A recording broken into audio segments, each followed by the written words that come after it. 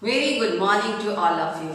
Now, today we will discuss the topic Basic Concepts of Organic Chemistry. Chapter is Carbonates Compound. ठीक है, this is a chemistry chapter.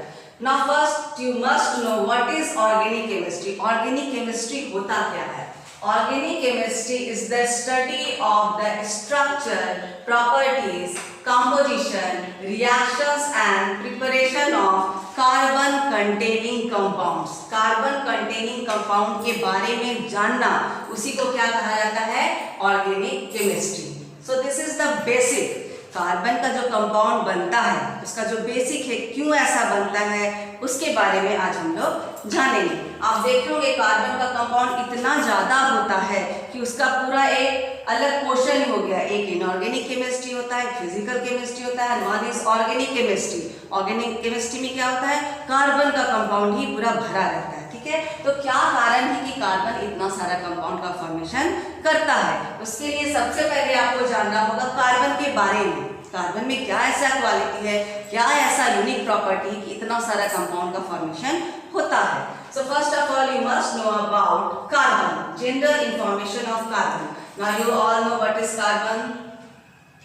Carbon symbol is C. Carbon का symbol क्या होता है? C. Atomic number 6 and mass number 12। Atomic number carbon का 6, मास number 12 होता है। Electronic configuration, Bohr model आप लोग जानते होंगे। ठीक है, तो क्या होता है? बीच में न्यूक्लियस और इलेक्ट्रॉन होता है। इलेक्ट्रॉन क्या होता है? उसके चारों तरफ शेल में रहता है। एनर्जी शेल जो रहता है उसमें इलेक्ट्रॉन रिवॉल्व करता है, घूमता है। ठीक है, तो फर्स्ट शेल का कैपेसिटी कितना है? This is the first shell. n is equal to 1. After that n is equal to 2. इसके बाद क्या होगा? n is equal to 3, n is equal to 4 and so on. नाम क्या दिया गया है? K, L, M, N and so on. ठीक है, पहले का कैपेसिटी कितना है? 2 इलेक्ट्रॉन्स का। उसके बाद का कैपेसिटी कितना है? 8 का। तो अभी देखेंगे यदि 6 को हमको यहाँ फिल करना है बोर मॉडल के अनुसार, क्या करेंगे? फर्स्ट में तो 2 हो जाएगा, 2 इलेक्ट्रॉन, रिमेनिंग कितना हो गया? 4 बच गए, तो इसको कहाँ डालेंगे? नेक्स्ट शेल में। सो this is the electronic configuration of carbon. K में कितना है? 2 एंड L कंटेन्स 4। रेस्ट खाली रह जाएगा, क्योंकि जब तक ये 8 नहीं होगा इसके आगे तो बढ़ना नहीं है। So the electronic configuration of carbon is 2 and 4. K shell contains 2 electrons, L shell will contain 4 electrons. Now see number of protons, electrons, neutrons कितना होता है। जब आपको एटॉमिक नंबर पता चल गया और मास नंबर भी पता चल गया, ठीक है, तो आप इसका नंबर ऑफ इलेक्ट्रॉन, प्रोटॉन और न्यूट्रॉन भी पता कर सकते हैं। न्यूक्लियस में क्या रहता है? This is the nucleus. What is this? Nucleus. Nucleus में क्या रहता है? Proton and neutron. So 6 proton, proton is equal to 6 and neutron is also 6. लेकिन यहाँ पे जो प्रोटॉन रहता है वो क्या होता है? Positively charge. This is positively charge. And neutron क्या होता है? न्यूट्रल होता है, उसी कारण इसका नाम न्यूट्रॉन दिया गया, बिकॉज दिस इज न्यूट्रल। तो अंदर में न्यूक्लियस में चार्ज कितना हो गया कार्बन में? +6, और बाहर में जो इलेक्ट्रॉन रिवॉल्व कर रहा है 2 and 4। These are the electrons. ठीक है, which are negatively charged. Electron क्या होता है? Negatively charge. तो क्या देखेंगे? अंदर में प्रोटॉन और न्यूट्रॉन है, that's why mass number is 12। दोनों को ऐड कर देंगे, number of proton and neutron, this is the mass number and this is the atomic number. Actual में एटॉमिक नंबर होता क्या है? Number of protons present in the nucleus of an atom. लेकिन जितना नंबर ऑफ प्रोटॉन होता है एक neutral case में, जब वो आयन नहीं बनाया, ना तो लूज किया ना तो गेन किया है, तो नंबर ऑफ प्रोटॉन जितना होता है उतना ही नंबर ऑफ इलेक्ट्रॉन होता है, और वही उसका एटॉमिक नंबर भी होता है। So this is the number of electron and this is the mass number, number of neutron plus number of proton. तो ये कार्बन के बारे में आप बहुत कुछ जान गए। Symbol, atomic number, mass number, electronic configuration, number of electron, proton and neutron. एक और चीज है लुईस डॉट स्ट्रक्चर। आप लोग सुने होंगे लुईस डॉट स्ट्रक्चर। क्या होता है, जो भी वैलेंस शेल में, अभी आप देखिए अंदर के शेल में कितना इलेक्ट्रॉन था 2, लेकिन बाहर के शेल में कितना इलेक्ट्रॉन था 4 था। तो वही number of electrons present in the valence shell. Valence shell क्या होता है, जो भी लास्ट शेल हो गया, यदि 3 शेल है तो थर्ड शेल लास्ट हो गया, वही वैलेंस शेल हो गया। तो यहाँ पे 2 ही शेल था, तो सेकंड वाला शेल क्या था, वैलेंस शेल, और नंबर ऑफ इलेक्ट्रॉन्स उसमें कितना था 4। So valence electron is also 4। Clear, valence electron is 4। और जो भी वैलेंस इलेक्ट्रॉन होता है उसको डॉट से दिखाया जाता है। जैसे आपको एग्जांपल बता रहे सोडियम, सोडियम क्या होता है 281, तो इसका वैलेंस इलेक्ट्रॉन हो गया 281, ये भी है 281। So this is the valence shell, valence shell, and this is the valence electron, this is the valence electron. So electron present in valence shell is known as valence electron। अभी carbon के case में हम क्या देखें, carbon के case में देखें कि सेकंड शेल में 4 इलेक्ट्रॉन है और उसी को हम डॉट से दिखाते हैं। यदि बोला जाएगा डॉट स्ट्रक्चर ऑफ कार्बन तो कैसे दिखाएंगे, कार्बन और ये 4, this is the Lewis dot structure of carbon. ठीक है, अब एक चीज देखा गया, जो कार्बन का कंपाउंड है, कार्बन का जो भी कंपाउंड बना कार्बन से, उसका प्रॉपर्टी आयनिक कंपाउंड से बहुत ही डिफरेंट था। ठीक है, आयनिक कंपाउंड में क्या होता है, देखिए high melting and boiling point होता है। ठीक है, इलेक्ट्रिकल कंडक्शन भी उसमें होता है due to the movement of ions, उसमें आयन का मूवमेंट होता है, आयनिक बॉन्ड बनता है, इलेक्ट्रॉन का मूवमेंट होता है, आयंस का मूवमेंट होता है। तो आयनिक कंपाउंड क्या होता है, आयनिक कंपाउंड देखे होंगे वो क्या होता है, having high melting point and boiling point. ठीक है, आयनिक कंपाउंड में क्या होता है, high melting and boiling point, and this is good conductor. क्यों ऐसा होता है, क्योंकि आयनिक कंपाउंड का फॉर्मेशन आयन से होता है, पॉजिटिव बनता है, नेगेटिव बनता है, कैटायन बनता है, एनायन बनता है। कैटायन बाय लूजिंग इलेक्ट्रॉन, ठीक है, एनायन बाय गेनिंग इलेक्ट्रॉन। उसके बीच में जो बॉन्ड का फॉर्मेशन होता है, जैसे Na और Cl के बीच में होता है, Na क्या करता है, प्लस बनाता है, इसमें 2 8 1 रहता है, इस 1 को लूज करके क्या बनाता है, Na प्लस। और Cl का 17 होता है 2 8 7, it gains 1 electron, this forms Cl minus। तो सोडियम क्या करता है, पूरी तरह से अपना एक इलेक्ट्रॉन दे देता है और कैटायन का फॉर्मेशन करता है। क्लोरीन क्या करता है, उस इलेक्ट्रॉन को लेकर के उसके साथ बॉन्ड का फॉर्मेशन करता है। तो bond between cation and anion is ionic bond, क्योंकि आयन के बीच में बना, so bond is known as ionic bond. And the compound form, जैसे कंपाउंड क्या बन गया, NaCl, तो कंपाउंड क्या हो जाएगा, आयनिक कंपाउंड। और क्योंकि इसके बीच में स्ट्रॉन्ग फोर्स ऑफ अट्रैक्शन है, electrostatic force of attraction is very high, that's why इसका मेल्टिंग पॉइंट और बॉइलिंग पॉइंट भी बहुत हाई होता है।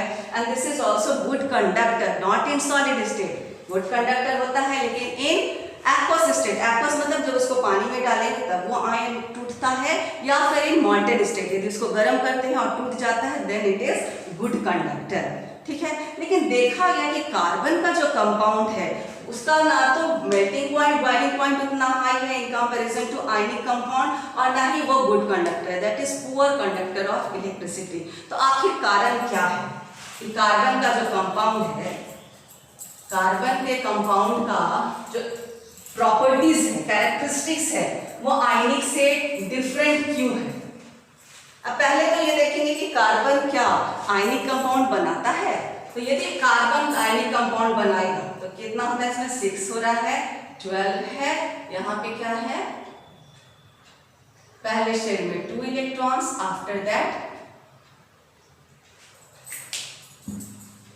इसको थोड़ा बड़ा से बनाएंगे, अच्छा से समझ में आएगा। Now 2 electrons and 4 electrons. इतनी बात तो आप जानते हैं, पहले शेल में कितना है, 2 इलेक्ट्रॉन्स, आफ्टर दैट 4 इलेक्ट्रॉन। यदि कार्बन वैलेंस इलेक्ट्रॉन को लूज करता है, ठीक है, कार्बन यदि चारों इलेक्ट्रॉन को लूज करता है देन इट विल फॉर्म 4+।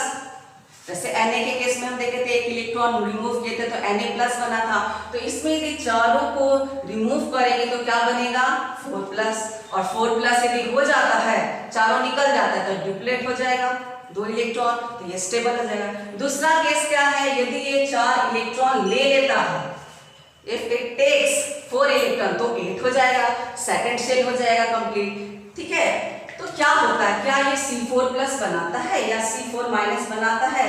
नहीं, बिल्कुल नहीं बनाता। क्यों नहीं बनाता है? 4+ मतलब ये अपना चारों इलेक्ट्रॉन दे दिया। अब देखिए इसके बीच में +6 है, ठीक है, प्रोटॉन है, +6 चार्ज है, कहां है? न्यूक्लियस के अंदर है। न्यूक्लियस में क्या है? यहां +6 है, ठीक है। अब ये क्या किया है, इस 6 इलेक्ट्रॉन को टाइटली पकड़े हुए, ये 6 पॉजिटिव, ये 6 इलेक्ट्रॉन को टाइटली पकड़े हुए, ठीक है ना। सपोज कीजिए एनर्जी लगाए और एक इलेक्ट्रॉन निकाल लिए, ठीक है, हो सकता है एनर्जी लगाने से क्या होगा, एक इलेक्ट्रॉन हम निकाल सकते हैं, लेकिन अब क्या बच गया, अंदर में तो +6 ही है, ये तो चेंज नहीं हुआ, लेकिन बाहर में इलेक्ट्रॉन कितना हो गया, नाउ दिस इज 5 इलेक्ट्रॉन। अब क्या होगा, जितना टाइट से पहले पकड़ा था उससे भी टाइट से पकड़ेगा। अब सपोज कीजिए और एनर्जी लगा दी, और एनर्जी लगा के एक और सपोज कीजिए निकाल भी दिए, अब क्या हो गया, अंदर में तो 6 ही पॉजिटिव है, लेकिन बाहर में क्या हो गया, 4 इलेक्ट्रॉन हो गया। अब सपोज कीजिए और भी एनर्जी लगा दिए तो ये भी चांस है कि तीसरा हटे, लेकिन चौथे को भी हटा दे, ये चांस है ही नहीं कि ये 6 जो पॉजिटिव है ये अपने चौथे इलेक्ट्रॉन को भी लूज कर दे। तो C4+ तो बनेगा ही नहीं, because it requires a lots of energy, बहुत ज्यादा एनर्जी का रिक्वायरमेंट हो जाएगा, उतना एनर्जी सप्लाई करना पॉसिबल नहीं है, तो C4+ तो बनेगा ही नहीं, ठीक है। अब आते हैं यदि C4- है, ठीक है, C4- का केस यदि देखते हैं तो क्या हम देखते हैं, 4 तो पहले से है, अभी कि C4- है मतलब 4 इसमें और ऐड कर रहे हैं, C4- में 4 इलेक्ट्रॉन है। अब अंदर में ये +6 है और 4 यदि ऐड हो जाता है तो अंदर हो जाएगा +6 और बाहर में हो जाएगा -10, 6 पहले से है और 4 ये ले लिया, तो क्या ये +6 उसको बाइंड करके रख सकेगा, उस 10 इलेक्ट्रॉन को वो क्या बांध के अपने में रख सकेगा? No, it is also not possible. तो अब हम लोग क्या देखें कि ना तो ये 4 दे सकता है और ना ही 4 ले सकता है, तो यदि ये दे ही नहीं सकेगा, कैटायन बनाएगा ही नहीं और ले ही नहीं सकेगा, एनायन बनाएगा ही नहीं, तो आयनिक बॉन्ड बनेगा कैसे? So ionic bond is not possible in case of carbon compounds. Okay, so clear हो जाना चाहिए कि कार्बन का कंपाउंड में आयनिक बॉन्ड होता ही नहीं है, इसलिए कार्बन का जो भी कंपाउंड होता है वो आयनिक कंपाउंड नहीं होता है, ठीक है। तब हम क्या जानेंगे कि कार्बन में आयनिक बॉन्ड का फॉर्मेशन नहीं हो सकता है, तो क्या होगा, तो देखा गया कि इसमें शेयरिंग होता है, म्यूचुअल शेयरिंग। तो शेयरिंग के लिए पहले सबसे सिंपल एक एग्जांपल लेते हैं हाइड्रोजन का, हाइड्रोजन, ठीक है, इसमें एक इलेक्ट्रॉन होता है, दूसरा हाइड्रोजन है उसमें भी एक इलेक्ट्रॉन होगा, ठीक है, तो ये भी अनस्टेबल है, ये भी अनस्टेबल है। हमको पता है कि H कैसे रहता है, H2 मॉलिक्यूल में ये रहता है, इस फॉर्म में ये नहीं रहता है, तो होता क्या है, ये क्या करता है और ये इलेक्ट्रॉन दोनों क्या करता है, म्यूचुअल शेयरिंग करता है। म्यूचुअल शेयरिंग मतलब जब तुमको जरूरत है तुम्हारे साथ ऐड हो जाएंगे और जब इसको जरूरत होगा तो इसके साथ ऐड हो जाएंगे। सो this is the mutual sharing of electrons, ठीक है, जब यहां जरूरत है तो इसमें काउंट हो जाएगा, यहां जरूरत है तो इसमें काउंट होगा। This is known as mutual sharing या म्यूचुअल कंट्रीब्यूशन ऑफ इलेक्ट्रॉन्स। एक और एग्जांपल देख लीजिए, क्लोरीन। क्लोरीन के लास्ट में कितना इलेक्ट्रॉन रहता है, 7, 2 8 7, ठीक है। दूसरा क्लोरीन ले लीजिए, उसमें भी क्या होगा 2 8 7, ठीक है। इसको भी एक इलेक्ट्रॉन का रिक्वायरमेंट है, इसको भी क्या है, एक ही इलेक्ट्रॉन का रिक्वायरमेंट है। तो क्या होता है, ये जो दो इलेक्ट्रॉन है ये आपस में क्या करता है, शेयरिंग, ठीक है। नाउ सी, इसका भी 8 हो गया और इसका भी 8 हो गया। Now this is known as mutual sharing of electron, ठीक है। अब इसमें भी जान लीजिए म्यूचुअल शेयरिंग हो रहा है यदि हाइड्रोजन हाइड्रोजन के बीच में हो रहा है, क्लोरीन क्लोरीन के बीच में हो रहा है, ऑक्सीजन ऑक्सीजन के बीच में हो रहा है, then it is known as homoatomic molecules. These are known as homoatomic molecules। जो अभी आप देखे हाइड्रोजन हाइड्रोजन हाइड्रोजन के बीच में म्यूचुअल शेयरिंग हो रहा है and formation of H2, this is homoatomic क्योंकि दोनों ही हाइड्रोजन है। क्लोरीन का फॉर्मेशन जो होता है H2 का फॉर्मेशन होता है H और H के बीच में। क्लोरीन में क्या होता है Cl,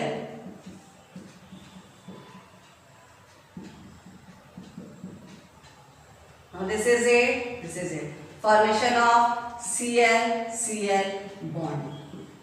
now this is all about sharing of electron, ठीक है। अब ऑक्सीजन का एक केस देखते हैं, O2 का जो फॉर्मेशन होता है, ऑक्सीजन में कितना इलेक्ट्रॉन होता है लास्ट में, 2 6 2 and 6, टोटल कितना होता है 8 होता है, एटॉमिक नंबर इज 8। तो इलेक्ट्रॉनिक कॉन्फ़िगरेशन 2 and 6 कैसे होगा, इसका ऐसे बनता है 6 इलेक्ट्रॉन्स। इसमें क्या देखते हैं आप, 2 इलेक्ट्रॉन का शेयरिंग होता है, sharing of 2 electrons, mutual sharing of 2 electron, ठीक है। तो O2 बनता है, लेकिन इसके बीच में क्या बॉन्ड होता है, double bond, but this is also homoatomic क्योंकि दोनों ही ऑक्सीजन है। नाइट्रोजन का केस देखेंगे, atomic number 7, electronic configuration 2 and 5, ठीक है। नाइट्रोजन के लास्ट में कितना रहेगा, लास्ट शेल में 5, ठीक है। जो लास्ट में रहता है वैलेंस शेल में उसी को लिखते हैं। नेक्स्ट नाइट्रोजन, आप इसको डॉट से भी दिखा सकते हैं, डॉट बहुत अच्छे से हो सकता है, नहीं लिखे इसलिए हम क्रॉस दे रहे हैं। Now what will happen? Now after sharing, mutual sharing of 3 electrons, it will acquire noble gas configuration। तो N2 तो बनेगा, ठीक है, N का फॉर्मेशन होगा, N2 बनेगा, but there is triple bond। ये भी आपको पता चल गया कि क्यों डबल बॉन्ड होता है, क्यों ट्रिपल बॉन्ड होता है, क्यों सिंगल बॉन्ड होता है। And this is all homoatomic, oxygen है तो दोनों ऑक्सीजन, नाइट्रोजन है तो दोनों ही नाइट्रोजन।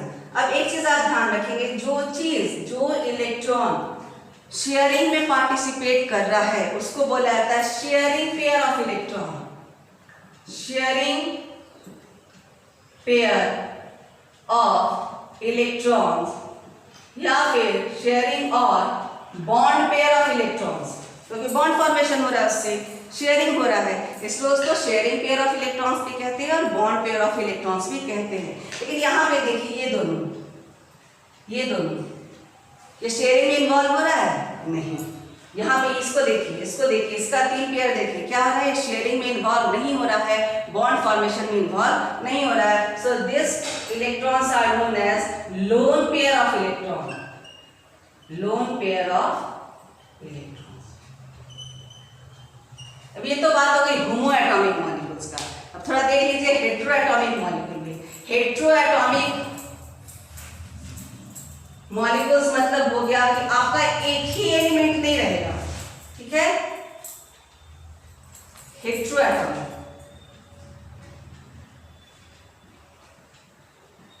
हेटेरोएटॉमिक मॉलिक्यूल जैसे वाटर H2, इसमें क्या है, हाइड्रोजन भी है और ऑक्सीजन भी है। जैसे वाटर का भी बनाएंगे, ऑक्सीजन एक है, 1 2 3 4 5 और 6, हाइड्रोजन का 1, दिस हाइड्रोजन आल्सो 1।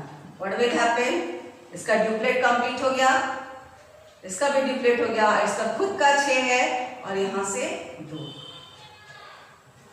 8 हो गया, ठीक है। तो इसमें क्या है, इसमें हाइड्रोजन भी है और ऑक्सीजन भी है। वैसे NH3 यदि देखते हैं, NH3 नाइट्रोजन में कितना होता है, 1 2 3 4 5, हाइड्रोजन अगेन 1 1 and 1, इसका क्या हो जाएगा, ड्यूप्लेट हो गया, इसका भी ड्यूप्लेट हो गया, और जो जो शेयर करता है सब इसके साथ इन्वॉल्व हो जाएगा।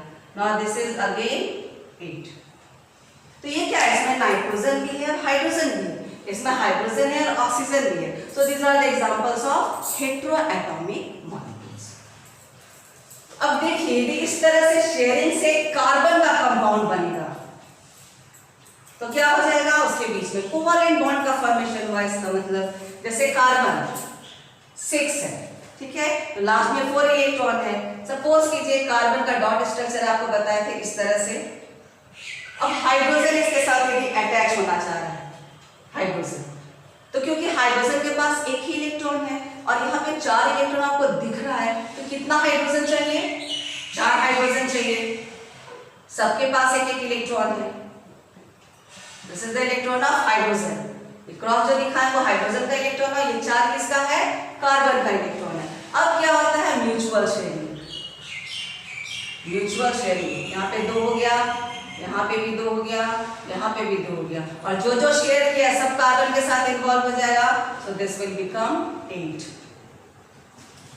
सो दिस CH4 क्या होता है, methane, main constituent of CNG, compressed natural gas का मेन कंस्टिट्यूएंट मीथेन है, जिसका फॉर्मूला है CH4, और वो कैसे बना है, by mutual sharing of electrons between carbon and hydrogen.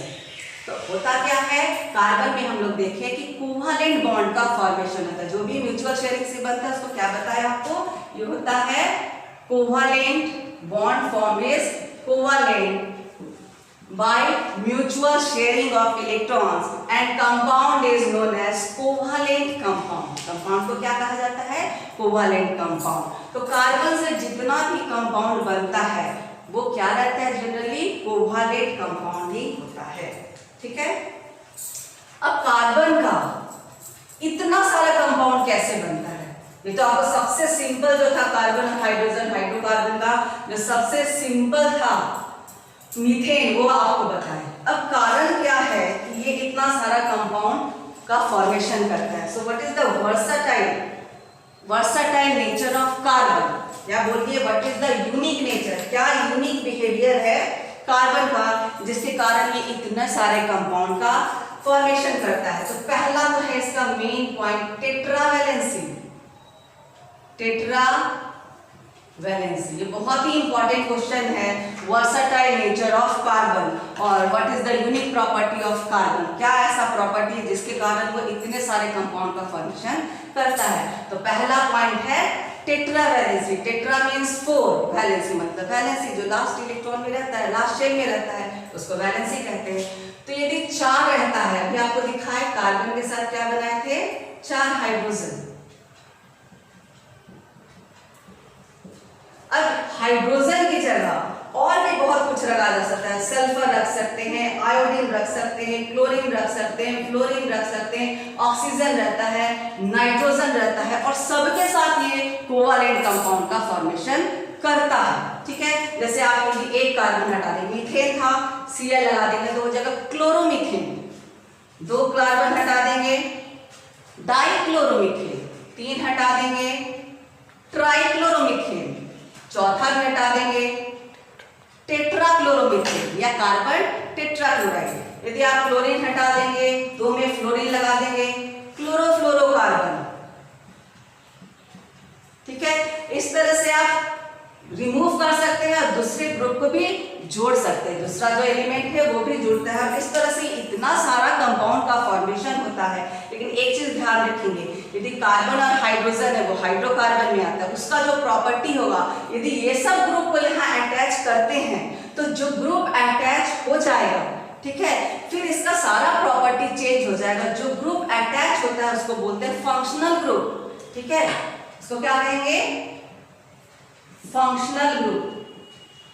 Suppose कीजिए O और H मिला करके बन गया OH, now this is the functional group, alcohol का है, ठीक है। जैसे CH3 था, CH4 है तो CH3, एक H हटा के यदि हम OH लगा देंगे तो क्या हो गया, अब इसका सारा प्रॉपर्टी जो है इस पे बेस्ड हो जाएगा। जो भी फंक्शनल ग्रुप लगाते हैं उसके साथ इसका सारा प्रॉपर्टी चेंज होता है। ठीक है, फंक्शनल ग्रुप आपको नेक्स्ट क्लास में बताएंगे। अभी आप यही जान लीजिए इस तरह से बहुत सारा एलिमेंट ऐड होते जाता है और इस तरह से बहुत सारे कंपाउंड का कोवलेंट कंपाउंड ऑफ कार्बन तैयार होता है। ठीक है, नेक्स्ट प्रॉपर्टी क्या है? Catenation. First is tetravalency and second is catenation. Second property is catenation. It refers to self-linking property. Self-linking property. ये बहुत ही बड़ा क्वालिटी है कार्बन में। ठीक है, कार्बन स्ट्रेट चेन, कार्बन इस तरह से भी कुछ नहीं लिखते तो हाइड्रोजन है, ध्यान रखेंगे। कोई भी चीज लिखने के लिए क्लोरीन, फ्लोरीन, आयोडीन कुछ भी यदि लिखना है तो उसको हम मेंशन कर देंगे। कुछ मेंशन नहीं है that it means it is hydrogen. तो ऐसे था तो ये मीथेन था, अब ये इथेन हो गया। Now this is propane, now this is butane, उसके बाद pentane, then it is hexane, heptane, octane, nonane and decane, और आगे भी बढ़ते चला जाएगा। तो ये क्वालिटी है इसका, ये स्ट्रेट चेन बनाता है, straight chain and long straight chain, very long straight chain बनता चला जाता है। दूसरा क्या है? ब्रांच चेन, कार्बन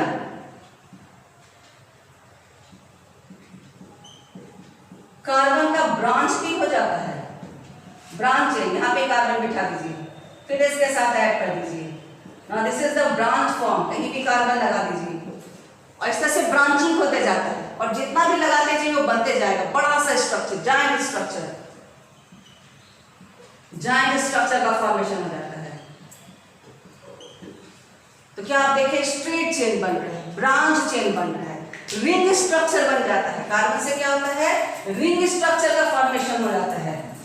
बेंजीन देखे होंगे, साइक्लोपेंटेन, साइक्लोहेक्सेन। ठीक है, कार्बन इस तरह से भी जुड़ता है, कार्बन। ठीक है, 5 कार्बन, 4 कार्बन। तो देखिए आप, रिंग स्ट्रक्चर का भी फॉर्मेशन होता है। रिंग स्ट्रक्चर अपने आप में जुड़ रहा है, इसमें भी और कुछ नहीं है, कार्बन है और जो रिमेनिंग है इसके वैलेंसी को फुलफिल कीजिएगा तो हाइड्रोजन यूज होगा। ठीक है, तो ये क्या? रिंग स्ट्रक्चर बना। और क्या है? सबका कॉम्बिनेशन, मतलब रिंग भी बन गया, उसमें स्ट्रेट भी आ गया, ब्रांच भी आ गया। कैसे होगा देखिए, ये लॉन्ग चेन हो गया, ये साइक्लिक स्ट्रक्चर हो गया, साइक्लिक स्ट्रक्चर। और इसी में यहां लगा दीजिए कार्बन, कार्बन का स्ट्रेट चेन इसमें लगा, इसी में ब्रांच लगा दीजिए। सब तरह का स्ट्रक्चर पॉसिबल है, कहीं भी कार्बन लगा दीजिए, उसका बस वैलेंसी फुलफिल आपको करते जाना है। ठीक है, तो आप क्या देखें? कैटिनेशन मतलब सेल्फ लिंकिंग प्रॉपर्टी। कार्बन अपने साथ लंबा चेन भी बना रहा है, कार्बन अपने साथ ब्रांच चेन भी बना रहा है, कार्बन अपने साथ साइक्लिक स्ट्रक्चर जिसको रिंग स्ट्रक्चर भी कहता है, और सब मिला के भी बनता है। ठीक है, साइकिल भी बन गया, उसमें स्ट्रेट चेन भी जोड़ दिए, ब्रांच चेन भी जोड़ दी। तो क्या है? ये कार्बन का ही प्रॉपर्टी है जो इतने सारे स्ट्रक्चर को, इतने सारे कंपाउंड्स को, इतने सारे एलिमेंट्स को कंबाइन करके कंपाउंड का फॉर्मेशन करता है। अब एक क्वेश्चन और आता है कि यदि इसमें इतना प्रॉपर्टी, और पीरियोडिक टेबल में हम लोग जानते हैं कि जो ग्रुप है, जैसे पहला ग्रुप है लगभग सबका प्रॉपर्टी सेम है, सेकेंड ग्रुप है सबका प्रॉपर्टी सेम है। ठीक है, अब यदि कार्बन के नीचे सिलिकॉन है तो सिलिकॉन में क्या ऐसा प्रॉपर्टी होगा? ठीक है, देखेंगे होता है कि नहीं। तो कार्बन और सिलिकॉन में भी कुछ होता है। ठीक है, तो क्या बता रहे थे कि कार्बन के नीचे सिलिकॉन है तो कार्बन में जो प्रॉपर्टी है सिलिकॉन में भी होना चाहिए। तो सिलिकॉन फिर इतने सारे कंपाउंड का फॉर्मेशन क्यों नहीं कर पाता है? उसका कारण क्या है देख लीजिए। पहला तो है सिलिकॉन का यदि बहुत सारा बॉन्ड का फॉर्मेशन यदि होता है, बहुत सारा बनाता है बॉन्ड, तो बॉन्ड क्या होता है? उतना स्ट्रॉन्ग नहीं होता है। Bond is not so strong. In case of silicon bond is not so strong. जितना कार्बन और कार्बन के बीच में होता है। दूसरी बात है 6-7 हाइड्रोजन तक ये बनाता भी है, लेकिन उसके बाद ये बहुत रिएक्टिव हो जाता है, वो रह नहीं पाता है। ठीक है।